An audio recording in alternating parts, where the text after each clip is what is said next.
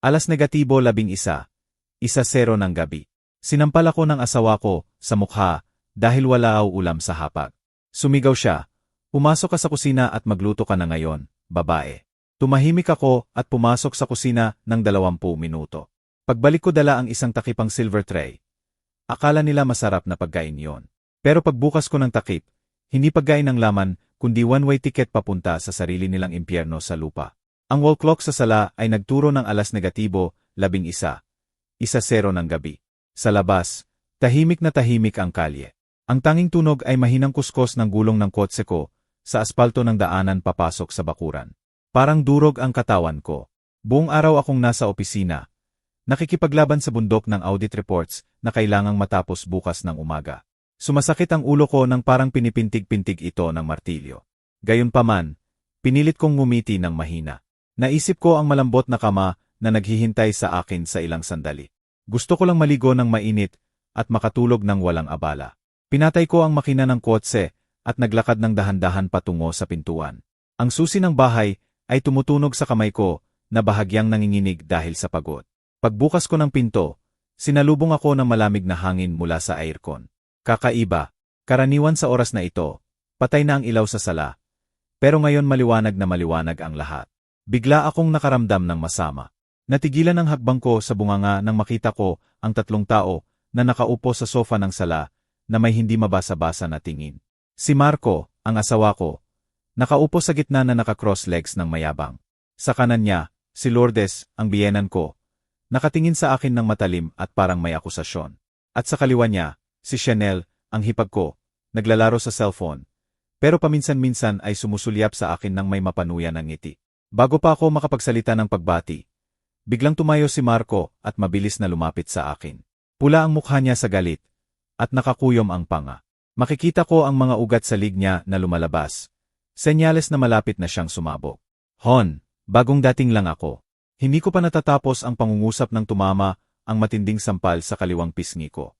Ang tunog ay malinaw na sumira sa katahimikan ng gabi sa sala. Kumalat agad ang hapdi at init sa mukha ko. Napalingon ang ulo ko sa gilid dahil sa lakas ng sampal. Natigilan ako. Parang nawala ang pagod sa katawan ko. Napalitan ito ng labis na gulat. Nanginginig ang kanang kamay ko habang hinahawakan ang pisngi ko na nagsisimula ng manhid. Tiningnan ko si Marco, hinahanap ang kahit kunting pagsisisi sa mata niya. Pero wala, puro galit lang na sumasabog. "Nakita mo ba kung anong oras na? Ikaw na babaeng walang kwenta." Sigaw niya ng diretso sa mukha ko. Tumalsik pa ang laway niya sa blusa ko. "Sino ka ba para umuwi ng ganitong oras? Nagpaparty habang nasa bahay ang asawa mo." Pinigilan ko ang luha na gustong lumabas. "Marco, nag-overtime ako. Alam mo namang end of the month. Marami akong trabaho. Bukod pa, nag-text ako sa iyo kaninang hapon." Sagot ko nang nanginginig ang boses, pero pinipilit na manatiling kalmado. Ayaw kong magmukhang mahina sa harap nila. "Excuse me," putol ni Lourdes ng matinis ang boses. Tumayo ang babae mula sa sofa at itinuro ang daliri sa mukha ko. "Anong klaseng asawa ka ba? Isang oras na kaming nakaupo rito, gutom na gutom. Walang laman ang hapag. Walang laman ang mga kaldero. Sa ref, malamig na tubig lang. Gusto mo bang mamatay sa gutom ang asawa mo at ako?" "Oy," sabat ni Chanel nang hindi inaalis ang tingin sa screen ng cellphone na para mas mahalaga iyon kaysa sa akin. "Medyo mag-self-criticize ka naman, te."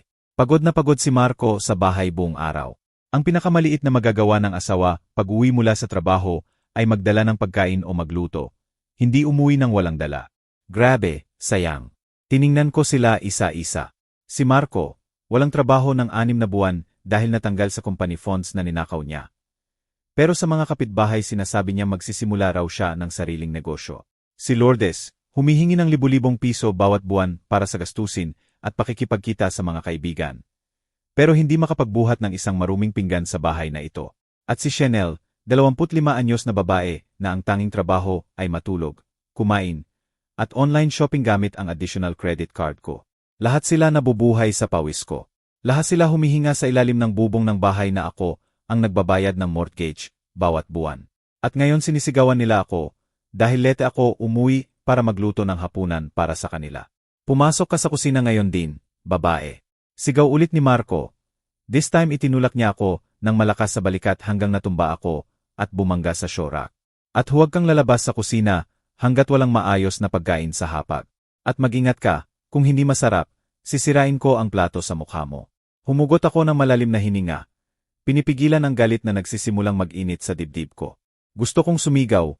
Isuka ang lahat ng frustration na matagal ko nang pinipigilan. Gusto kong sipain sila palabas ng bahay ngayon din. Pero hindi, ang galit ay masisira lang ang plano ko. Kailangan kong manatiling kalmado para makapagbayad sa kanila sa pinakamasakit na paraan. Isang matikas na paghihiganti na hindi nila malilimutan habang buhay. Tumayo ako ng tuwid at inayos ang damit. Tiningnan ko ng diretso si Marco sa mata. Wala nang takot o lungkot sa tingin ko. Puro malamig na kawalan na lang. Sige, sabi ko ng mahina pero matatag ang boses. Maghahanda ko ng espesyal na ulam para sa inyo. Ang bagay na pinaka-deserve ninyo ngayong gabi. Hindi ko hinintay ang sagot nila. Dumaan ako sa tabi ni Marco. Binabaliwala ang mapang-uyam na tingin ni Lourdes at ang tawa ni Chanel. Dire-diretso ako sa kusina. Ang lugar kung saan karaniwan akong gumugugol ng oras na naglilingkod sa kanila na parang katulong. Pero ngayong gabi, magiging iba. Ngayong gabi, hindi masarap na amoy ng pagkain ang lalabas sa kusinang ito. Ngayong gabi, magiging lugar ito kung saan ihahanda ko ang kanilang pagkakabuwal. Pagpasok ko sa kusina, sinara ko ng mahigpit ang pinto. Sumandal ako sa likod nito at ipinikit ang mata sandali para mangalap ng lakas. Ang hapdi sa pisngi ko ay naroon pa rin. Pero ang sakit sa puso ko ay mas masahol pa. Sa loob ng 5 taon naming kasal, lagi akong nagsikap maging tapat na asawa. Pinikit ko ang mata sa katamaran ni Marco. Tiniis ko ang mga puna ni Lourdes at pinagbigyan ang mga gusto ni Chanel. Akala ko sa pasensya ay magbabago sila. Mali ako. Ang pasensya ko lang ang nagpakain sa mga halimaw sa loob nila. Lalong naging sakim, malupit, at makapal ang mukha nila. Binuksan ko ang mata. Ang mga luha na pinigilan ko ay natuyo na. Hindi sulit ang iyak para sa mga parasito tulad nila. Lumapit ako sa isang drawer sa sulok ng kusina kung saan itinago ko ang mahahalagang bagay. Sapat na. Dapat matapos ngayong gabi ang dramang pamilyang ito. Ang tunog ng kutsilyo na tumatama sa chopping board ay malakas na kumalabo. Chop, chop, chop. Ang ritmo ay pumuno sa kusina. Tumagos sa dingding hanggang sa sala. Alam ko kung ano ang iniisip nila roon. Siguradong nakangiti sila ng may kasiyahan. Pakiramdam na nanalo na naman sila sa paggabasag sa akin. Akala nila ang tanga at takot na asawa ay nagsimula ng maghiwa ng sibuyas o karne ng mabilis para masatisfy ang kanilang masasarap na tiyan. Pero sa counter ng kusina, walang kahit isang sangkap. Ang malaking kutsilyo ay paulit-ulit lang na tumatama sa walang laman na bore. Bahagi iyon ng palabas. Gusto ko silang maramdaman na nasa tuktok ng mundo bago ko sila itapon sa pinakamalalim na hukay. Habang ginagawa ko ang peking ingay na iyon, ang isa kong kamay ay abala sa paghahanda ng tunay na ulam. Kinuha ko ang malaking silver tray na karaniwan naming ginagamit lang sa Pasko o malalaking handaan ng pamilya. Kumikinang ang tray sa ilaw ng kusina. Sa ibabaw nito, hindi ko inilagay ang mga plato ng kanin o nilaga. Walang pot roast, walang chicken soup, walang ginisaang gulay na karaniwan nilang hinihingi. Sa halip, kinuha ko ang makapal na folder mula sa lihim na drawer sa ilalim ng lababo. Isang folder na inihanda ko sa loob ng 3 buwan. Naghihintay ng tamang oras para ilabas. Binuksan ko ito at kinuha ang 3 pangunahing dokumento. Una, ang deed ng bahay na ito. Noong unang panahon, binili ang bahay gamit ang aking ipon. Pero pinilit ni Marco na ilagay din ang pangalan niya para maramdaman niyang siya ang ulo ng pamilya. Pero noong nakaang buwan, pagkatapos bayaran ang huling hulog ng mortgage gamit ang annual bonus ko, lihim kong inayos na mapunta lang sa pangalan ko ang titulo. Komplikado at mahalang proseso. Pero swerte na may kilala akong abogado na mabilis at hindi nalaman ni Marco. Ang dokumentong ito ang patunay na bawat ladrilyo, tile, at pulgada ng lupa sa property na ito ay akin. Pangalawa, ang divorce papers. Kumpleto na ang papeles kasama ang lagda ko sa tamang linya. Nakalista roon ang lahat ng grounds para sa diborsyo. Verbal abuse, physical abuse na katatapos lang at luckily na itala ng security camera na inilagay ko noong nakaraang linggo sa sala, at financial abandonment. Sawang-sawa na akong magbigay buhay sa lalaking ang tanging talento ay mag-utos. Pangatlo, isang makapal na stack ng bank statements na kasing kapal ng notebook. Minarkahan ko ng highlighter ang bawat transfer na lumabas sa account ko para pondohan ang kanilang pamumuhay. Bayad sa kotse ni Marco, buwan ng pera kay Lourdes para sa gastusin niya sa high society tea parties, bills ni Chanel sa credit card para sa designer bags at sapatos, at kahit pera ni Marco para sa sigarilyo at gasolina. Lahat na itala ng maayos. Napakalaki ng halaga, sapat para makabili ng maliit na apartment sa probinsya. Ito ang hindi may kakaila na patunay na ako ang economic pillar ng pamilyang ito. Di ba, Marco? Maingat kong inilagay ang 3 dokumento sa tray, ang deed sa gitna, ang divorce papers sa kaliwa, at ang bank statements sa kanan. Tinakpan ko ng makintab na silver dome. Perpekto. Sa labas, mukha itong luxury dinner mula sa 5-star restaurant. Tiningnan ko ang relo ko. Eksaktong 20 minuto na ang lumipas. Oras na para sa main event. Binuhat ko ang tray gamit ang 2 kamay. Hindi ito kasing bigat ng pasanin na dala ko sa loob ng maraming taon. Pero sa tingin ko, ito ang pinakamagandang pasanin na dala ko. Humugot ako ng malalim na hininga, naglagay ng walang emosyong mukha, at itinulak ang pinto ng kusina. Sa dining room, nakaupo na silang 3 sa paligid ng hapag. Makikita sa mukha nila ang pagka-impatient. Hawak ang kutsilyo at tinidor, handa nang lamunin ang anumang inihanda ko. Pagkakita nila sa akin na may daladalang malaking takipang tray, kumislap ang mata ni Lourdes. Ganyan dapat, sabi niya nang may paghamak habang inaayos ang upo. Dapat masipag ang asawa. Hindi sapat na kumikita. Ang tiyan ng asawa at biyenan ang una. Humalakhak si Marco. Mukha pa rin maasim mula sa galit kanina. Matagal ka. Sana sulit ang pagkain. Kung matabang, magluto ka ulit. Tumuwid pa si Chanel. Anong laman yan, ate? Kakaiba. Walang amoy mula rito. Hindi ka naman siguro nagpasta lang. Hindi ako sumagot kahit isa. Inilagay ko ang tray sa gitna ng hapag ng dahan-dahan at solem. Ang tunog ng tray na tumama sa salamin ng hapag ay tumahimik sa kanila sandali. Tumayo ako sa ulo ng hapag. Tinitingnan sila isa-isa ng may ekspresyon na nagpataas ng kilay ni Marco. Siguro napansin niya ang malaking pagbabago sa aura ko. Sige na. Sabi ko ng maikli. Ito ang pinakamagandang ulam na maiaalok ko sa inyo ngayong gabi. Kain kayo hanggang mabusog. Impatient, inabot ni Marco at bigla niyang binuhat ang silver dome. Tingnan natin kung ano. Natigilan ang pangungusap niya. Ang tunog ng dome na inilagay sa hapag ay malakas na kumalabog sa gitna ng biglang tensyon at katahimikan. Walang mainit na singaw, walang amoy ng pampalasa na magpapalaway. Sa tray, stack lang ng papeles. Nanlaki ang mata ni Marco na parang pinggan habang tinitingnan ang mga ito. Pinilit niyang basahin ang nasa itaas na dokumento. Unti-unti siyang pumutla nang makilala ang letterhead at titulo ng dokumento. Ano ba to? Nanginginig ang boses niya, hindi sa galit kundi sa gulat at tumataas na takot. Si Lourdes, na may sakit sa mata, kinuha ang pinakamakapal na bundle ng papeles. Nasaan ang pagkain? Bakit binibigay mo sa amin ang mga diaryo? Nabaliw ka ba, Kezia? Pero pagkakita niya sa mga figure na minarkahan sa bank statements, nanlaki ang mata niya. Ano to? Ano ba to? Mas mabilis si Chanel na kinuha ang divorce papers. Binasa ng mabilis, at tiningnan ako ng nakanganga. Marco, gusto ni Kezia ng divorce. Sigaw niya ng hysterical. Sumabog agad ang sitwasyon. Binagsak ni Marco ang house deed sa hapag. Tumayo siya. Itinuro ang nanginginig na daliri sa akin. Divorce papers. Sino ka ba para mag-divorce sa akin? Ikaw na walang utang na loob na asawa.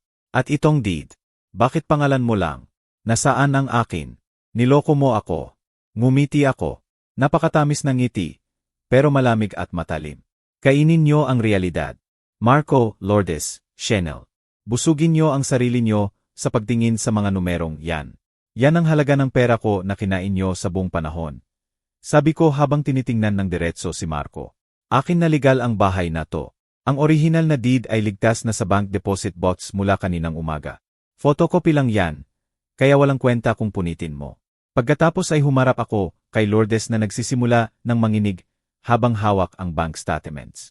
At sa mismong sandaling ito, pinapaalis ko kayong lahat sa bahay ko. Anong karapatan mo para paalisin kami? Sigaw ni Lourdes. Napakataas ng boses niya.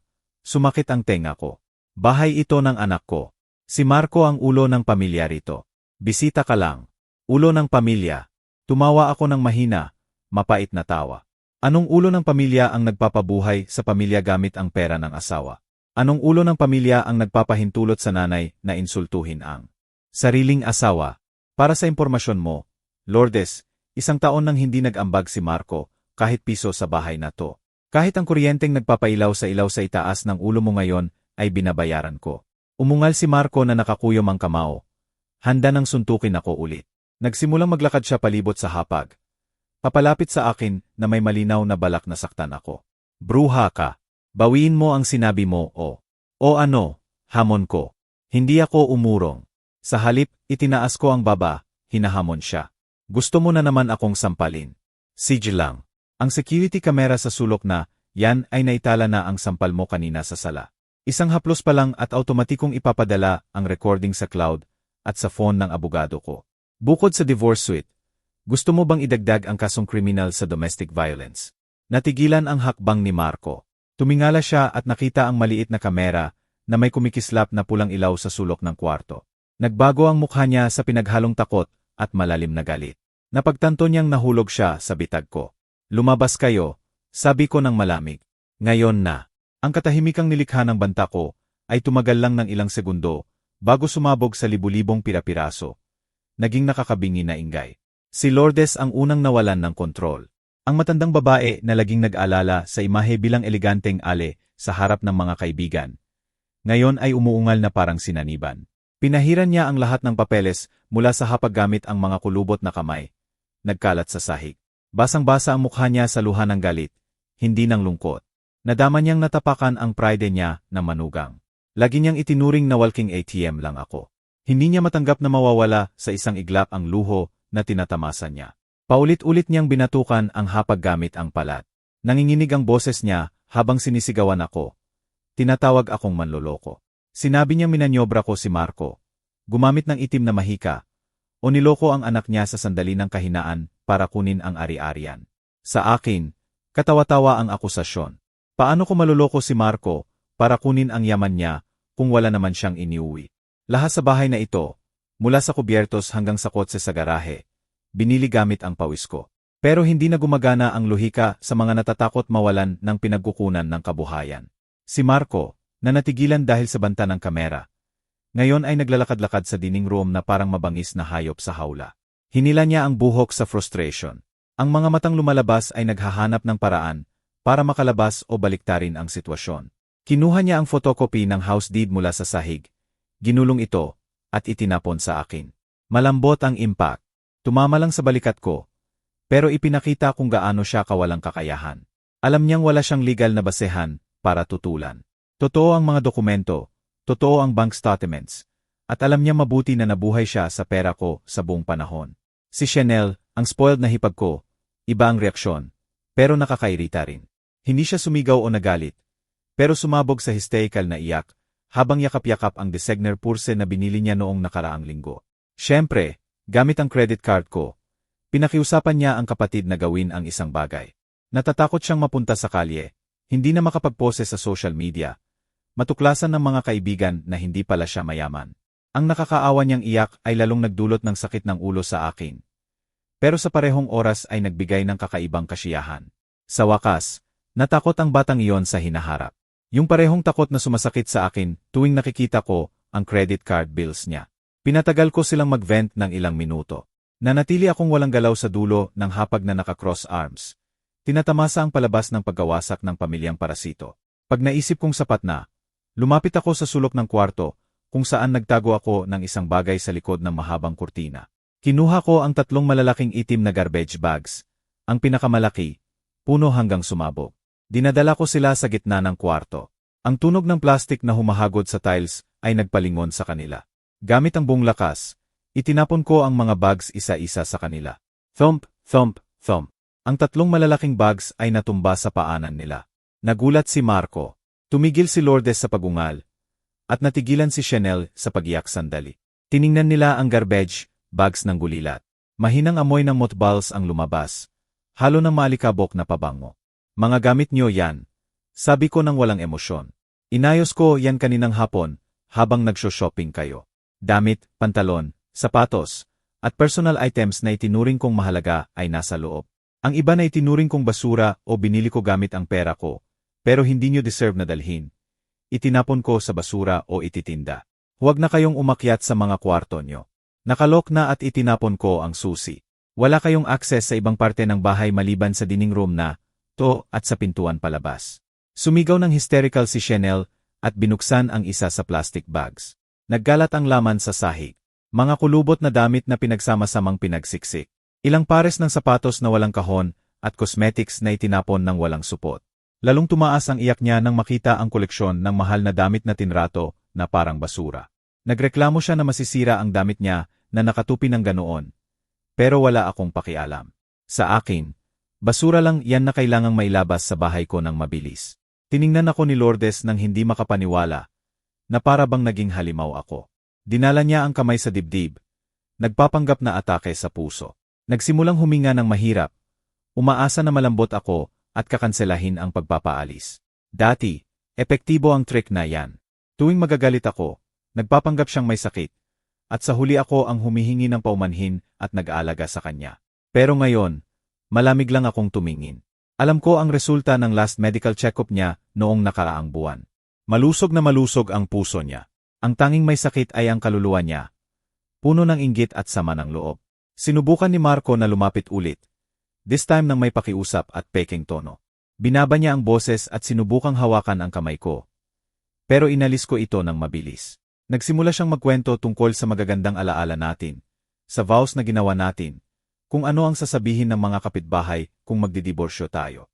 Sinusubukan niyang manipulahin ang damdamin ko gamit ang dating armas.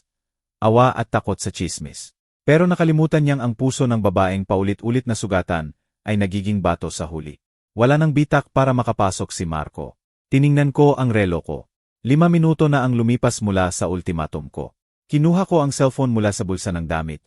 Nagtype ng ilang beses, at ipinakita sa kanila ang screen na nagpapakita ng emergency call, buton patungo sa security booth ng subdivision. Tiningnan ko ng matatag si Marco. Binibigyan siya ng huling babala na hindi na mapag-usapan. Tapusin ng pasensya ko. At ayaw ko nang sayangin ang oras sa murang drama na to. Kunin niyo na ang mga garbage bags na yan at kalad ka rin palabas ng bahay ko. Utos ko ng matatag. Kung nandito pa kayo sa loob ng 1-0 segundo, pipindutin ko to. Darating ang security guards ng subdivision at pipilitin kayong alisin. Isipin niyo ang kahihiyan na kalad ka rin kayo na parang magnanakaw sa harap ng lahat ng kapitbahay. Kayo ang bahala. Lalabas kayo ng mag-isa gamit ang konting dignidad na natira. O lalabas kayo ng pinipilit na may libreng show para sa buong barangay. 1, 2, 3. Natigilan si Marco. Puti na ang mukha niya na parang papel. Tiningnan niya ako. Naghahanap ng kahit konting duda sa mata ko. Pero wala. Nakita niya ang seryosong patay. Nanginginig ang kamay niya habang kinuha ang isa sa malalaking plastic bags. Sinigawan niya si Chanel na itigil ang iyak at tulungan siyang magdala. Hinila rin niya ang kamay ng nanay niya na nagpapanggap pa rin ng atake sa hininga para mapatayo. Sa wakas, napagtanto nilang hindi ako nagbibiro. Nagising na ang reyna ng bahay at absoluto ang utos niya. Binuksan ng malapad ang pintuan ng bahay. Ipinapakita ang makapal na dilim ng gabi. Malakas na hangin ang pumasok. Dala ang unang patak ng ulan na nagsimulang bumuhos ng malakas. Parang binasbasan ng langit ang plano ko na linisin ang bahay ng lahat ng dumi. Dahil sumabog ang bagyo, habang lumalabas sila ng unang hakbang. Ang kulog ay kumulog sa malayo, kasabay ng tibok ng puso ko na pinabilis ng adrenaline. Nanatili ako sa bunganga.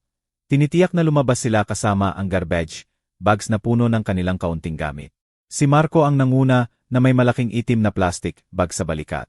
Mukha siyang kawawa, malayo sa imahe ng mayabang na asawa na sumampal sa akin kanina. Basang-basa ang shirt niya sa ulan, patagang buhok, at nakayuko ang mukha, nagtatago ng galit at kahihiyan. Sa likod niya, kaladkad ni Chanel ang bag ng walang gana, sumusumpa sa bawat sagabal ng plastic sa tiles ng daanan. Si Lourdes ay naglalakad ng mahirap, walang dala, sinusubukang panatilihin ang huling bahagi ng pride niya. Nakataas ang baba, kahit nagsisimula ng manginig ang katawan sa malamig na hangin ng gabi. Pagtawid ng huling paa ni Lourdes sa bunganga, sinara ko ng malakas ang makapal na pintuang o. Boom! Ang malakas na tunog ay naging final period ng madilim na kabanata sa buhay ko. Isinara ko ang deadbolt at inilagay ang security chain. Malakas na katok ang narinig mula sa labas. Makalipas ang ilang segundo, sinimulang sigawan ni Marco ang pangalan ko. Ininsulto ako, at pagkatapos ay nagmakaawa. Malabo ang boses niya. Nalunod sa tunog ng ulan na lalong lumakas sa bubong. Hindi ako natinag. Lumapit ako sa front window at bahagyang inalis ang kurtina para sumilit. Sa bakuran, nakatayo silang tatlo, nanginginig sa lamig. Bumuhos na ang ulan. Binasa sila sa ilang segundo. Ang garbage bags ay tumutulo, mukhang lalong kawawa. Patuloy na binabantog ni Marco ang pinto. Umaasa na malambot ako pag nakita ang kalagayan niya. Pero mali siya. Ang pagiging basa nila ay nagbigay ng ginhawa sa sugat ng puso ko. Instant karma iyon na tinatanggap nila para sa treatment na ibinigay nila sa akin sa loob ng maraming taon. Hindi ba madalas nila akong iwan sa ulan habang naghihintay ng taxi pagkatapos ng trabaho, habang ginagamit ni Marco ang kotse ko para makipagdate sa mga kaibigan? Ngayon naman sila ang maramdaman ang malamig na tubig na tumatagos sa buto. Ang gulo sa porch ko ay nakakuha ng atensyon ng mga kapitbahay. Nagsimulang magbukas ang ilaw sa mga bahay sa magkabilang gilid. May nagbukas ng bintana o lumabas sa porch para tingnan kung ano ang nangyayari. Si Marco, pagka-realize na may audience, agad nagbago ng taktika. Itinigil niya ang pag-insulto at nagsimulang sumigaw ng may awa na tono. Nagpapanggap na biktima. Sumigaw siya sa mga kapitbahay na ako ang walang pusong asawa na itinapon ang asawa at may sakit na biyenan sa gitna ng gabi. Nag-arte siya ang agrabyado. Umaasa na ang simpatiya ng tao ay pipilitin akong magbukas ng pinto. Tulong! Tulungan niyo kami. Nabaliw ang asawa ko. May problema sa puso ang nanay ko. Huwag niyo kaming hayaang mamatay rito. Sigaw ni Marco habang itinuturo ang pintuan ng bahay. Si Lourdes, na matalas ang instinto sa drama, hinayaan ang sarili na mahulog sa basang sahig ng porch, nagpapanggap na nawalan ng malay. Lumuhod si Chanel sa tabi niya. Inaalog ang katawan ng nanay habang malakas na umiyak, gumagawa ng eksena sa teleserye. Nagsimulang magbulungan ang ilang kapitbahay. Lumapit ang presidente ng Homeowners Association, na nakatira 3 bahay mula sa amin, na may dalang payong. Alam kong hindi ko maaring hayaang baluktutin ni Marco ang katotohanan. Kinuha ko ang cellphone at tinawagan ang main security gate. 2 ring bago sumagot ang malalim na boses ni Mr. Henderson, ang head of security ng subdivision. Hiniling ko na pumunta agad sa bahay ko kasama ang team dahil may public disturbance. Ipinaliwanag ko na may mga estranghero na gumagawa ng gulo sa porch ko at nakakaistorbo sa kapayapaan ng subdivision. Makalipas ang ilang sandali, dumating ang 2 security car na may asul na blinking lights. Mabilis na bumaba si Henderson at 2 pa niyang tauhan. Lumapit sila sa porch kung saan nagaganap ang family drama ni Marco. Nagtipon ako ng tapang at binuksan ang pinto ng kaunti lang para makapagsalita kay Henderson nang hindi makapasok si Marco. Mr. Henderson, pakikalmahan niyo po ang mga taong ito, sabi ko ng malakas. Tumagos ang boses ko sa tunog ng ulan para marinig ng mga sumisilip na kapitbahay. Hindi na sila nakatira rito. Naghiwalay na kami, at ang bahay ay ari-arian ko ayon sa deed. Sinusubukan nilang pumasok ng puwersa at gumagawa ng eskandalo na nakakaabala sa mga kapitbahay. Pakikalmahan po ninyo sila palabas ng subdivision. Nakanganga si Marco. Sinubukan niyang ipagtanggol ang sarili kay Henderson. Sir, bahay ko to. Nagagalit lang ang asawa ko. Huwag po kayong maniwala sa kanya. Pero propesyonal na gwardiya si Henderson na matagal nang nagtatrabaho rito. Alam niyang mabuti kung sino ang regular na nagbabayad ng A at security fees bawat buwan. Ako, hindi si Marco. Nakita rin niya si Marco na madalas umuwi ng lasing o magdala ng mga kaibigan para sa maingay na party na nagrereklamo ang mga kapitbahay. Malinaw na wala sa panig ni Marco ang simpatiya ni Henderson. Pasensya na, Mr. Marco. Si Mr. Esquezia ang legal na may-ari ng bahay na ito at hiniling na umalis kayo. Huwag na po kayong magdulot ng gulo sa oras na ito, sabi ni Henderson ng matatag habang hinahawakan ang braso ni Marco. Ay escort po namin kayo sa labasan. Sinubukan ni Marco na lumaban, pero mas malakas ang 2 matipunong guwardiya. Si Lourdes, na nagpapanggap na nawalan ng malay, biglang nagising sa takot na buhatin ng puwersa. Inihatid sila palabas ng bakuran na parang mga hinuli. Pula ang mukha ni Marco sa kahihiyan dahil siya ang sentro ng atensyon ng mga kapitbahay na ngayon ay nakatingin sa kanya ng may paghamak. Bigong-bigo ang teatro niya bilang agrabyadong asawa. Pagdating sa gete, biglang may naalala si Marco. Tumigil siya at humarap. Sinigawan ako na nasa bunganga pa rin. Ang susi ng kotse. Nasaan ang susi ng kotse? Ang wallet ko at susi ng kotse ay nasa loob pa. Itapon mo ang susi. Kahit tapasukin niyo kami sa kotse. Ngumiti ako ng pahilis at umiling ng dahan-dahan. Lumapit ako ng isang hakbang para makita niya nang malinaw ang mukha ko sa ilaw ng porch. Kots. Anong kots, Marco? Ang itim na SUV. Tanong ko ng peking inosente. Para sa impormasyon mo, ang papeles ng kotse na yan ay nasa pangalan ko. Natapos ko bayaran. Noong nakaang buwan gamit ang bonus ko. Kaya akin ang kotse. At itinago ko ang susi sa lugar na hindi mo makikita. Wala kang karapatan, kahit kaunti sa sasakyan na yan. Pero kailangan ko ng sasakyan. Saan kami pupunta sa ulan na to? Sigaw ni Marco, frustrated. Nabali ang boses niya sa gitna ng malakas na ulan. Hindi na yan ang problema ko. Sagot ko ng malamig. Maglakad kayo. Konting ehersisyo, dahil matagal ka nang hindi gumagalaw. Magtawag ng taxi. Oy, wait. Nakalimutan ko, nasa loob ang wallet mo. At lahat ng credit cards sa wallet na yan ay authorized user cards na link sa akin. At binlock ko sila 5 minuto na ang nakalipas sa API, kaya walang kwenta sa'yo. Tumahimik si Marco na mukha na parang multo. Napagtanto niya lang ang laki ng pagkawasak niya ngayong gabi. Walang bahay, walang kotse, walang amoy. Nagbigay senya si Henderson sa mga tauhan na ipagpatuloy ang pag-escort. Halina po, sir. Maglakad na tayo. Huwag nang abalahin si Emares Kezia. Babala ng gwardiya. Sa wakas, sumuko sina Marco, Lourdes, at Chanel at inihatid palabas ng marangyang bahay kung saan sila nabuhay bilang parasito. Naglalakad sila ng mahirap sa malakas na ulan. Kaladkad ang mga itim na garbage bags na ngayon ang tanging pag-aari nila. Isinara ko ulit ang pinto at nilok. Patuloy ang malakas na ulan sa labas. Pero dito sa loob, sa bahay ko, payapa at mainit ang hangin. Sa unang pagkakataon sa loob ng 5 taon, naramdaman kong tunay na nakauwi na ako. Parang nabawasan ang malaking pasanin sa balikat ko. Sumandal ako sa pinto, naglabas ng mahabang buntong hininga, at ngumiti. Matutulog akong mahimbing ngayong gabi. Talagang mahimbing. Isinara ang gate ng marangyang subdivision sa likod nila, na parang peder na naghihiwalay sa komportableng buhay na iniwan nila at sa impyernong salig sa lupa na ngayon ang sumasalubong sa kanila. Hindi tumigil ang ulan. Sa halip, lalong lumakas kasabay ng nagyayalong hangin na tumatagos sa buto. Nanginginig sina Marco, Lourdes, at Chanel sa gilid ng liblib na kalsada. Walang bubong na matitirhan maliban sa ilang puno na mas lalong nagpapabagsak ng tubig.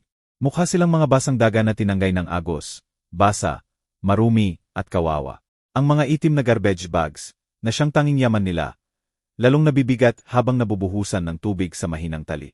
Naglalakad sila ng walang direksyon sa banlik na si Dewal. Ang mahinang ilaw ng street lamps ay nagbibigay liwanag sa mga desperadong mukha nila. Paulit-ulit na hinuhugot ni Marco ang kamay sa bulsa ng pantalon. Umaasa sa himala na may nakalimutang pera o nawawalang debit card, pero wala. Walang laman ang bulsa. Ang mamahaling leader wallet na may driver's license, bank cards, at credit cards ay naiwan sa nightstand. Kalkulado ng mabuti ni Kezia ang lahat. Walang wallet, walang pagkakakilanlan si Marco. Hindi siya makakapag-rent ng hotel, makakabili ng pagkain, o makakainom man lang ng mainit na tsaa sa kainan. Ang pagkakakilanlan at access niya sa pera ay nakulong sa bahay na ngayon ay bawal sa kanya. Nagsimulang magdeliryo si Lourdes sa lamig. Nagngangatal ang ngipin niya at asol na ang labi. Ang babaeng laging nakaayos na may makiyop ay mukhang matanda at marupok na. Ang ulan ay naghugas ng makiyop niya. Nagbigay ng nakakatakot na itsura na may itim na mansa sa ilalim ng mata. Sinisi niya si Marco ng paos na boses na nalulunod sa tunog ng ulan. Sinumpa niya ang katangahan ng anak na hindi makontrol ang asawa. Ayon sa baluktot na luhika ni Lourdes, nangyari ang lahat dahil hindi sapat ang tigas ni Marco sa pagdidisiplina kay Kezia. Hindi dahil inapi nila ito sa loob ng maraming taon. Si Chanel ay nasa likod, natisod. Nabali ang takong ng isa niyang stiletto nang madulas sa butas ng si DeWalk. Pinilit siyang maglakad na paika-ika habang bitbit ang mamahaling sapatos na ngayon ay walang kwenta sa kamay. Sa wakas, nakahanap sila ng maliit na supermarket na sarado na may overhang na sapat para makapagpahinga. Walang salitang binigkas, hinayaan nilang mahulog ang sarili ng pagod sa malamig at maalikabok na tiles na sahig. Sumandal si Marco sa malamig na metal shutters. Malakas na umungal ang tiyan niya. Nagsimulang umatake ng malupit ang gutom. Huling kain nila ay tanghali, at ngayong gabi inaasahan nila ang handaan na ihahanda ni Kezia. Ironiko, nakatanggap sila ng hindi malilimutang ulam, kahit hindi nakakain. Ang imahe ng mainit na pagkain ay sumasayaw sa isip niya. Dahan-dahang nagpapahirap sa kanya. Kinuha ni Chanel ang cellphone na bahagyang basag ang screen mula sa pagkadadala ng garbage bag. Sinubukan niyang mag-order ng taxi, Uber gamit ang natitirang 0% battery.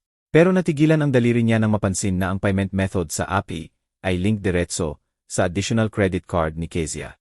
Nanginginig ang kamay niya habang sinubukang mag-book at talagang lumabas ang notification na failed ang transaction. Binlock na ni Kezia ang lahat. Sinubukan ni Chanel tawagan ang mga high society friends niya na umaasa na may tutulong. Ang unang tawag ay hindi sinagot. Ang pangalawa ay tinanggihan. Ang pangatlo ay sinagot ng kaibigan na si Sarah. Pero pagkarinig na natanggal si Chantel at kailangan ng pera, gumamit si Sarah ng dahilan na mahina ang signal at binabaan. Binato ni Chanel ang cellphone sa lupa sa frustration at sumabog sa iyak. Yakap-yakap ang tuhod.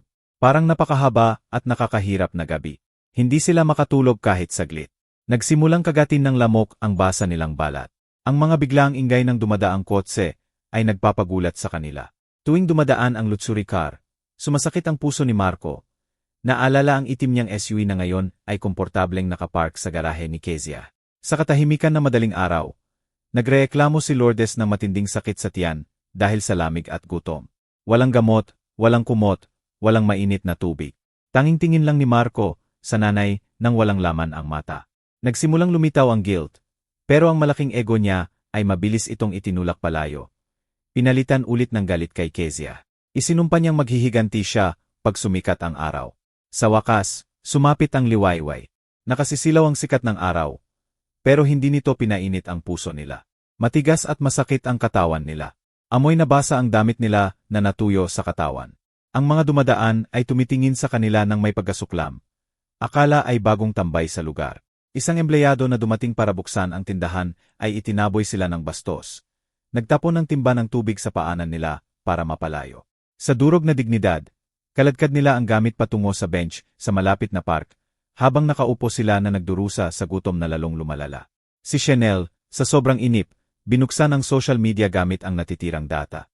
Nanlaki ang mata niya nang makita ang latest Instagram story ni Kezia, na napost lang 15 minuto na ang nakalipas. Ipinakita ni Chanel ang screen kay Marco at Lourdes. Sa larawan, makikita ang mangkok ng sariwang prutas at mainit na artisan coffee na may background ng malinis at modernong apartment. Sa sulok ng larawan, maliit na caption, "Ang pinakamagandang almusal ay almusal na walang parasito. Salamat sa mga biyaya."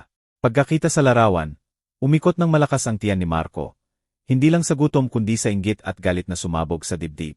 Tinatamasa ni Kezia ang buhay habang sila ay nagdurusa sa kalye na parang basura. Ang realidad na wala ang pitaka ng asawa ay nakakatakot. Hindi na mabait ang mundo, at sila ay mga walang kwentang alikabok na lang. Nagdesisyon si Marco na hindi pa siya susuko. May trabaho pa siya. Marketing director pa rin siya sa isang office supply distributor. Kahit hindi mataas ang posisyon at katamtaman ang sweldo, madalas niyang gastusin sa maliit na online betting na itinago kay Kezia.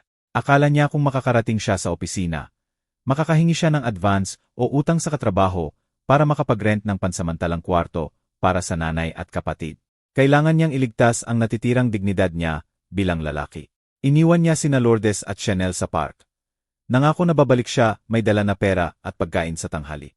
Sa purong determinasyon, nilakad niya ang 2 milya patungo sa opisina. Huminto siya sa banyo ng gas station para maghugas ng mukha at ayusin ang buhok. Kahit hindi maalis ang mabaho na amoy sa kulubot niyang shirt, nilinis niya ang putik na sapatos gamit ang basang tissue hanggat kaya. Malayo ang itsura niya sa manager, pero wala siyang ibang choice. Pagdating sa lobby ng opisina, tiningnan siya ng receptionist nang nakakunot ang no. Karaniwan, dumadating si Marco na nakaayos na damit, mabango ng mamahaling pabango, at may eleganteng dating, salamat sa pag-aalaga ni Kezia. Ngayon, mukha siyang nakaligtas sa sakuna. Binawalawala ni Marco ang kakaibang tingin at diretso sa elevator. Sa loob, 2 empleyado mula sa ibang department ay bahagyang tinakpan ang ilong at nagbulungan habang tumitingin sa kanya. Nagkunwaring hindi nakita ni Marco. Nakatitig sa harap ng nakatense na mukha. Malakas ang tibok ng puso niya. Natatakot na matuklasan ang biglaang kahirapan niya. Pagdating sa desk niya, bago pa siya makaupo, naroon na ang empleyado mula sa LAR na seryoso ang mukha. MR. Marco, hinintay ka ng C at head ng LAR sa conference room ngayon din. Sabi ng empleyado ng walang ngiti. Masama ang pakiramdam ni Marco. Biglang pagtawag na ganoon ay karaniwang hindi magandang senyales. Sa pagod na hakbang, sinundan niya ang empleyado patungo sa meeting room sa dulo ng hallway. Sa loob, nakaupo ang C at AR director. May tumpok ng dokumento sa hapag. Malamig ang mukha nila na walang bakas ng kabutihan. Umupo si Marco sa upuang itinuro. Sinubukang ngumiti kahit nanginginig ang labi. Ano pong nangyari? Kakaiba na tinawag niyo ako ng maaga. Tanong niya, nagpapanggap na hindi apektado. Itinapon ng direktor ang asul na folder sa kanya. Huwag na tayong paligoy-ligoy. Isang linggo na kaming nag-internal audit. At maraming irregularidad sa expense reports ng marketing team na pinamumunuan mo. Parang tumigil ang puso ni Marco. Binuksan niya ang folder nang pawisan ang kamay. Sa loob ay patunay ng pagnakaw ng operating funds, peking gas receipts, at kahit inflated bills para sa meals with clients na hindi naganap. Matagal nang kinukuha ni Marco ang maliliit na halaga mula sa kumpanya para mapanatili ang lifestyle o mabayaran ang utang sa sugal. Deti. Tuwing may discrepancy sa cash, si Kezia, na auditor sa prestigious firm na external consultant ng kumpanya na ito, madalas na tumulong sa pag-aayos ng reports o kahit sa pagtakip ng losses gamit ang sariling pera para mailigtas ang career ni Marco. Ginawa ito ni Kezia para protektahan ang reputasyon ng asawa. Pero ngayong nawala ang protective shield na yan, malinaw na hindi na tinatakpan ni Kezia ang maruming labada ni Marco. Sa katunayan, baka siya pa ang nagbigay ng tip sa internal auditors na suriin ng mas detalyado ang department ni Marco. Mapapaliwanag ko po ito, sir. Clerical error lang po. Utal ni Marco, sinakop ng panik. Malamig na pawis ang tumutulo sa sentido niya. Clerical error. Humalakhak ang ER director. 50,000 piso ang nawala sa loob ng 6 na buwan. At tinatawag mo, yan clerical error. Sinuri na namin ang mga restaurant at gas station na nakalakip. Peking lahat ng receipts. At mas masahol pa, may impormasyon na gumamit ka ng company resources para sa personal na gamit. Mr. Marco, putol ng direktor ng malakas at matatag na boses. Hindi maaaring tiisin ng kumpanya ang ganitong kriminal na gawain. Mula sa sandaling ito, tinanggal ka na dahil sa cause. Wala kang matatanggap na severance dahil mas malaki ang loss na idinulot mo kaysa sa rights mo. At isa pa, kung hindi mo ibalik ang 50,000 piso sa loob ng susunod na 48 oras, dadalhin namin ito sa korte. Darating ang pulis para sa'yo. Bumagsak ang mundo ni Marco. Tinanggal. Walang compensation. Banta ng kulungan. Natumba siya sa upuan ng walang lakas. Binuksan ang bibig, pero walang lumabas na boses. Taposin na. Ang tanging kabuhayan na natira ay natanggal na. Sinubukan niyang makiusap, kahit lumuhod sa paanan ng direktor. Umiiyak at sumisigaw. Nakalimutan ang lahat ng dignidad. Pero matatag ang desisyon. Tinawag ang 2 security guards para alisin siya sa building. Naulit ang eksena ng pagpapaalis noong nakaraang gabi. This time sa trabaho niya. Inihatid si Marco sa pagitan ng desks ng mga katrabaho na tinitingnan siya ng gulat at paghamak. Naririnig ang bulungan kahit saan. Kumalat na parang apoy ang balita ng kanyang katiwalian. Pinilit siyang kunin ang personal items sa cardboard box mula sa instant noodles. Wala namang maraming mahalaga sa desk niya. Maliban sa larawan niya na nagpupose na mukhang successful. Paglabas ni Marco sa lobby ng office building na may bitbit na bots, may nakita siyang nagpikit ng dibdib niya hanggang hindi makahinga. Isang marangyang silver sedan ang tumigil sa harap ng EIE entrance ng building sa tabi. Mas prestigious na business center. Binuksan ang pinto ng kotse at bumaba ang babaeng kilala niya ng mabuti. Si Kezia. Pero ibang-iba itong Kezia. Naka-elegant na modern coat suit. Naka-istilong buhok. Kumikinang ang maitim na balat. At nakasunglases na nagbibigay ng sophisticated air. Naglalakad siya ng may tiwala, kasama ang 2 assistant na bitbit ang briefcase. Patungo si Kezia sa meeting sa importanteng client. Full swing ang career niya.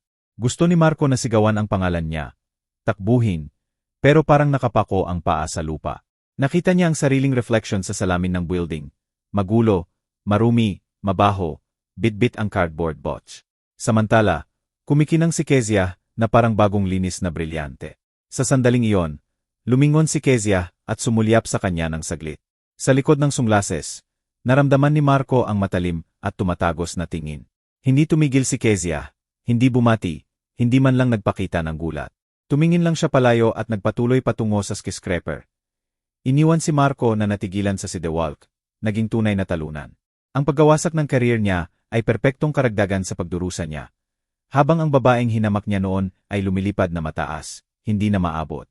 Bumalik si Marco sa park ng mabibigat na hakbang, na parang may suot na 1 toneladang tanikala sa bukong-bukong. Ang tanghaling araw ay malakas na nagsusunog, nagpapaso sa batok niya.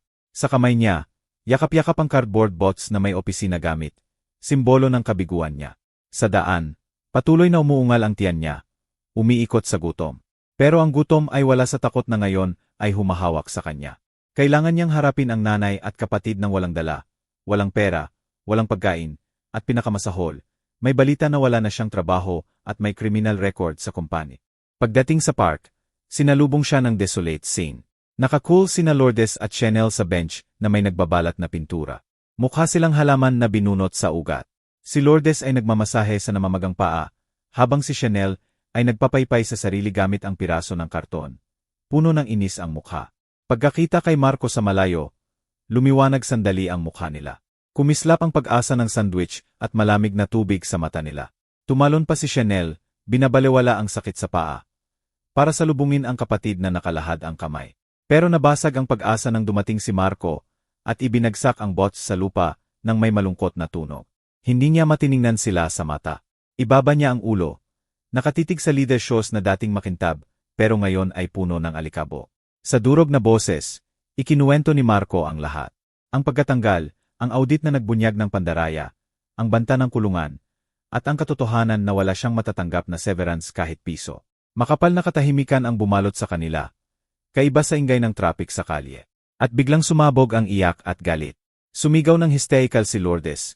Hindi na pinapansin ang mga dumadaan. Binatukan niya ang braso ni Marco gamit ang natitirang lakas. Sinisisi ang paboritong anak sa pagiging clumsy at tanga. Ipinagdamdam niya ang kapalaran, na kailangang mabuhay sa kalye sa katandaan. Ikinumpara ang buhay niya sa mga kaibigan na siguradong natutulog sa air-conditioned na kwarto. Walang filter ang mga insultong lumalabas sa bibig ni Lourdes. Ang parehong malupit na salita na ginagamit niya kay Kezia noon ay ngayon ay idinudura kay Marco. Hindi naman naiwan si Chanel sa kalupitan. Sinipa niya ang bots ni Marco. Nagkalat ang laman. Ininsulto niya ang kapatid. Tinawag na walang kwenta. Ang taong ang alam lang ay magdulot ng problema. Sa matinding sitwasyon na iyon, tuluyang gumuho ang maskara ng United Family na ipinapakita nila kay Kezia. Wala nang pagmamahalan o pagtutulungan. Puro survival instinct ng makasariling individual. Sila ang sinisisi sa biglaang kahirapan. Sinisi ni Chanel si Marco sa corruption. Sinisi ni Marco sina Chanel at Lourdes sa wasteful lifestyle na nagpilit sa kanya na magnakaw. At sinisi ni Lourdes ang dalawa dahil hindi nakahanap ng mayamang partner na makakapagbigay suporta. Pagkatapos ng nakakapagod na pagdatalo dahil naubos na ang enerhiya at lalong lumakas ang gutom, gumawa si Marco ng desperate decision. Tinanggal niya ang designer watch mula sa pulso. Ang tanging bagay na may halaga na natira dahil suot niya iyon ng palisin siya ni Kezia. Hiniling din niya ang gold earrings ni Chanel. Kahit lumaban at sumigaw si Chanel, pinilit siya ni Marco at Lourdes na may dahilan na kailangan nila ng pera para makakain at makapag-rent ng murang kwarto. Sa wakas, ibinigay ni Chanel ang earrings ng puno ng sama ng loob. Pumunta si Marco sa pawn shop o second-hand market. Ibinenta ang watch at earrings sa street buyer. Walang papeles at sa urgency na makakuha ng mabilis na cash, binili nila ng mura, malayo sa totoong halaga. Wala siyang choice kundi tanggapin ang cash, na sapat lang para makakain ng simple sa ilang araw, at makapag-rent ng maliit na kwarto sa masamang barangay sa loob ng isang linggo. Noon ding hapon na iyon, nag-rent sila ng kwarto by the day sa makitid, maburak, at mabaho na eskinita. Maliit ang kwarto, halos kasya lang ang manipis at lubog na foam mattress.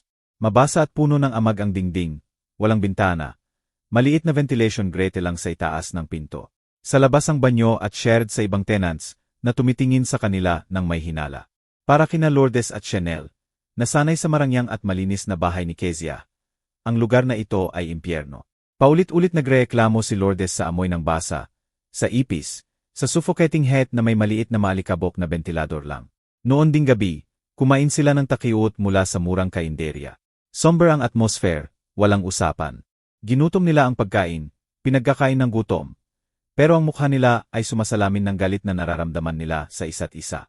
Pagkatapos ng hapunan, itinago ni Marco ang natitirang konting pera sa ilalim ng unan na balak gamitin kinabukasan para maghanap ng sideling. Ang physical at mental exhaustion ay nagpakatulog agad kina Marco at Lourdes. Malakas na hilik sa manipis na matres. Pero si Chanel ay hindi makatulog. Nakatitig ang mata sa kisame na puno ng sapot. Nag-iisip siya ng malalim. Tiningnan niya ng may pagkasuklam ang nanay at kapatid na natutulog na nakabuka ang bibig. Nararamdaman niyang hindi niya deserve ang lugar na ito. Bata pa siya, maganda, at naniniwalang may mas magandang buhay siya. Kinamumuhian niya si Marco dahil nabigo bilang provider at nakakaramdam ng pasanin sa pag-aalaga sa nanay na lumalala ang kalusugan dahil sa stress. Nagsimulang magbulong ang tukso. Kung manatili siya sa kanila, maubos ang pera sa loob ng 1 linggo at magkakasama silang magugutom. Pero kung kunin niya ang pera para sa sarili lang, baka makataka siya sa ibang lungsod, makahanap ng dating kaibigan, o makahanap ng ibang lalaki na mapagsamantalahan. Dahan-dahan, maingat na maingat para walang ingay. Inabot ni Chanel ang kamay sa ilalim ng unan ni Marco. Malakas ang tibok ng puso niya. Naramdaman niya ang sobre ng pera at hinila ng marahan. Bahagyang gumalaw si Marco at natigilan si Chanel sa takot. Pero nagbago lang ng posisyon at nagpatuloy sa hilik. Nailabas ni Chanel ang sobre, mabilis na inilagay sa purse, at tahimik na inilagay ang damit sa itim na plastic bag. Nang hindi lumilingon sa nanay at kapatid na tinalikuran niya, lumabas si Chanel sa kwarto at nawala sa dilim ng eskinita, dala ang tanging pag-asa ng pamilya. Kinabukasan, sinira ni Marco ang katahimikan ng barangay sa sigaw. Nagising siya at walang laman ang unan. Nawala ang pera. Tumingin siya sa paligid. Wala na rin si Chanel at ang gamit niya. Nagising si Lourdes sa gulat sa sigaw. Pagkwento ni Marco na tumakas si Chanel kasama ang lahat ng pera. Una ay hindi siya naniwala. Tinanggihan niya, sinabing hindi maaring maging ganun kalupit ang minamahal na anak. Pero malinaw ang katotohanan. Hindi nasira ang pinto, walang senyales ng pagsalakay. Malinaw na inside job. Sumabog si Lourdes sa iyak ng hindi mapigilan. This time, tunay na nakakaawa ang iyak. Sinigawan niya ang pangalan ni Chanel. Ang anak na lagi niyang simpoil at ngayon ay iniwan siya na parang basura para iligtas ang sarili. Si Marco, sa bingit ng pagkabalisa, nagalit. Sinuntok niya ang mabasang dingding hanggang dumugo ang kamao. Sinumpa niya si Chanel gamit ang pinakamalupit na salita. Ang sakit ng pagtataksil ng sariling dugo ay mas malalim kaysa sa pagpapaalis ng asawa. Kahit paano, may malinaw na dahilan si Kezia para kamuhian sila. Pero si Chanel, bahagi sila, parasito na ngayon ay kumakain sa iba. Kumpleto na ang pagkawasak nila ng katukin ng may-ari ng boarding house ang pinto. Galit sa umaga na eskandalo. Pagkakita kay Marco na wala sa sarili, natakot ang may-ari at itinaboy sila agad. Lumalabas na maliit na bahagi lang ng rent ang binayaran kagabi. At dahil kinuha ni Chanel ang natira, na-evict sila ulit. This time, wala talaga silang kahit ano. Zero. Naglalakad si Lourdes ng mahirap na may nawawalang tingin. Sinira ng pagtataksil ng anak ang kalusugan niya. Maputla siya, pawisan ng malamig. Kailangang alalayan ni Marco ang nanay habang naglalakad sa mainit na kalye. Sa kanyang desperasyon, may hangal na ideya si Marco. Bumalik sa tanging lugar na naging tahanan niya. Akala niya baka kumalma na si Kezia, na maawa siya pag nakita ang kalagayan ng nanay. Sa huling lakas, hinatid ni Marco ang nanay ng milya-milya pabalik sa Marangyang Subdivision kung saan nakatira si Kezia. Dumating sila sa takip silim. Mukha silang mga pulubi. Nakilala sila ng security guard at tiningnan ng may hinala. Pero nagmakaawa si Marco na tingnan lang ang bahay mula sa malayo. Nanatili sila sa kabila ng kalye. Madilim at tahimik ang bahay. Wala ang kotse ni Kezia sa garahe. Maayos ang hardin, pero may bagay na nagpabagsak ng tuhod ni Marco. Isang malaking sigin ang nakapako sa bakod. Dilaw na sagn na may malalaking pulang letra. Sold. Contact number X. Nawala ang huling pag-asa ni Marco. Hindi lang palisin ni Kezia sila, kundi tinatanggal niya ang bawat bakas sa kanila sa pamamagitan ng pagbebenta ng bahay. Walang laman na ito. Umalis na si Kezia, dalang tagumpay at kaligayahan. Iniwan sina Marco at nanay na mag-isa sa malupit na mundo. Bumagsak si Marco sa aspalto. Yakap-yakap ang tuhod ng nanay at umiyak ng tahimik sa lilim ng bahay na dating hinamak niya. Para kay Kezia, ang mga araw pagkatapos ng pagpapaalis kina Marco at pamilya ay mga araw ng paghilom na katahimikan. Wala na ang mga sigaw na humihingi ng kape sa umaga. Wala na ang mga teleserye ni Lourdes ng full volume. Wala na ang mga reklamo sa pagkain o damit. Napakatahimik ng bahay na naririnig ni Kezia, ang pagtiktak ng wall clock, at bulong ng hangin sa puno ng hardin. Una, kakaiba ang katahimikan na iyon sa kanya. Pero unti-unti, naging kumot ng kapayapaan na matagal niyang hinintay.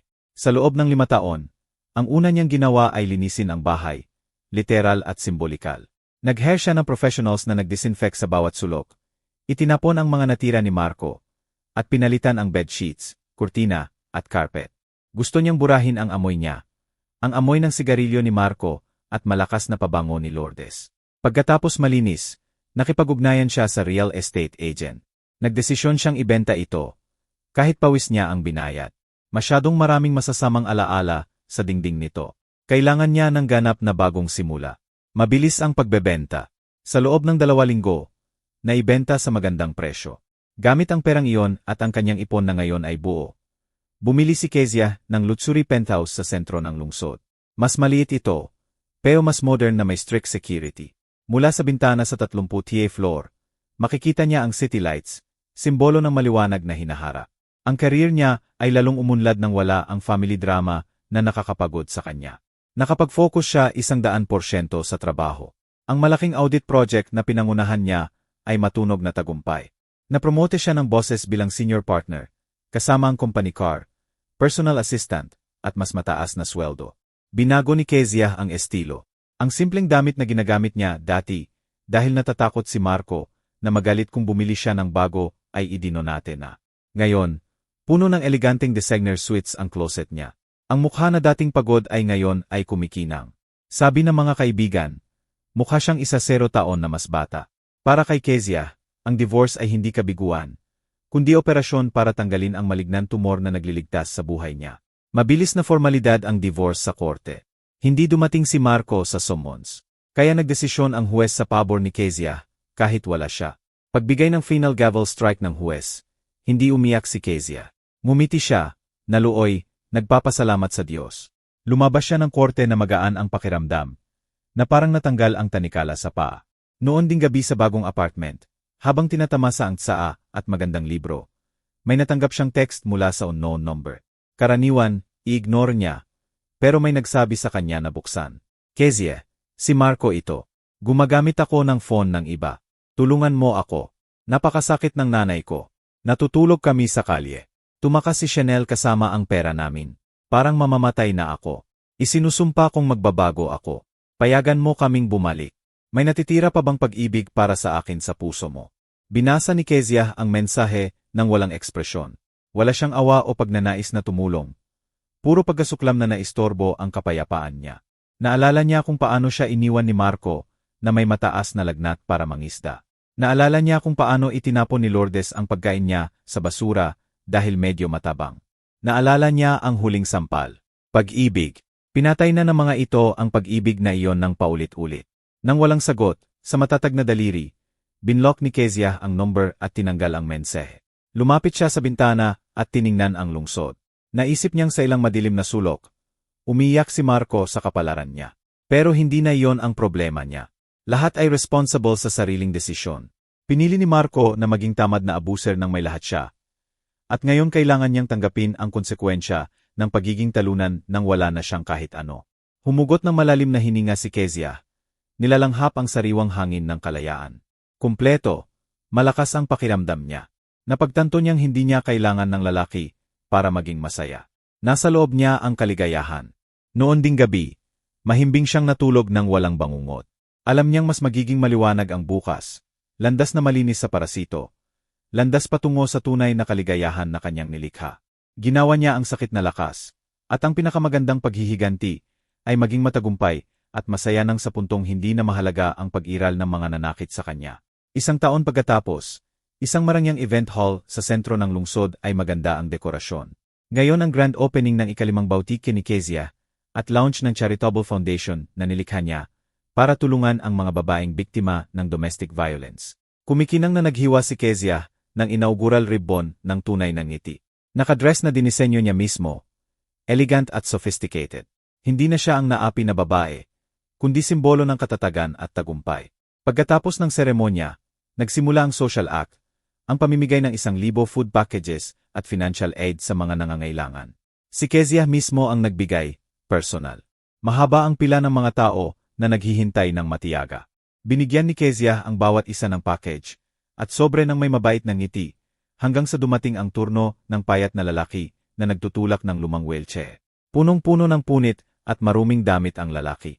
Malakas na amoy ang lumalabas sa kanya. Sa wheelchair ay nakaupo ang matandang babae, sa mas kawawang estado, na may nawawalang tingin. Inabot ni Kezia ang food package at sobre. Eto po, sir, sana maging biyaya ito sa inyo at sa nanay niyo. Hindi agad kinuha ng lalaki ang package. Natigilan ang nanginginig niyang kamay. Ibaba niya ang tingin sa mataas na takong ni Kezia. Dahan-dahang itinaas ang mukha. Nagdagpo ang malubog niyang mata sa mata ni Kezia. Parang tumigil ang oras. Kezia. Halos bulong lang ang boses niya. Tiningnan siya ng mabuti ni Kezia. Kahit sa dumi at pagdurusa, nakilala niya ang lalaki. Si Marco. At ang matandang babae sa wheelchair ay si Lourdes. Ang dating asawa at biyenan niya ay nasa harap niya bilang mga pulubi. Naghihintay ng kawanggawa niya. Normal na tumibok ang puso ni Kezia. Wala siyang galit, sama ng loob, o awa, puro kawalan, total na indiferensya. Mga estranghero na lang sila. Naghintay si Marco ng reaksyon. Sigaw, iyak, kahit ano. Gusto niyang lumuhod, humingi ng tawad, sabihin kung gaano siya nagsisisi. Pero wala ni isa sa ginawa ni Kezia. Tumango siya ng magalang, nanatili ang professional ng ngiti.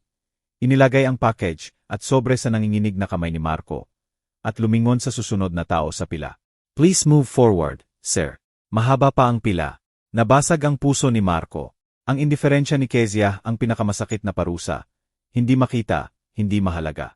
Lumapit ang security at magalang na hiniling na lumipat. Si Marco, nanggigilalas, itinulak ang wheelchair ng nanay.